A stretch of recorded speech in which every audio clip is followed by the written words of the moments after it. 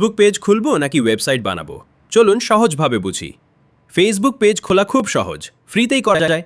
মানুষ লাইক দেয়, কমেন্ট করে, মেসেজ করে, মানে কাস্টমারদের সাথে দ্রুত যোগাযোগ হয়। কিন্তু একটা সমস্যা আছে, ফেসবুক পেজ হলো ভাড়া করা দোকান। প্ল্যাটফর্মটা আপনার নিজের না। অ্যালগোরিদম বদলালে রিচ কমে যায়, পেজ বন্ধ হয়ে গেলে সব শেষ। এবার আসি ওয়েবসাইটে। ওয়েবসাইট হলো আপনার নিজের জায়গা, ডিজিটাল দুনিয়ায় আপনার স্থায়ী ঠিকানা। কেউ আপনার রিচ কমাতে পারবে না। ডিজাইন আপনার ইচ্ছামতো, নিয়ন্ত্রণ আপনার হাতে। ব্র্যান্ড ভ্যালুও অনেক বেশি।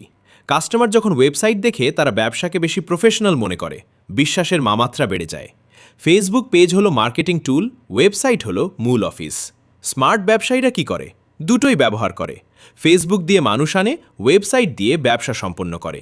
তাই প্রশ্ন কোনটা বেশি শক্তিশালী না, প্রশ্ন হলো আপনি কতটা বুদ্ধিমত্তার সাথে ব্যবহার করছেন।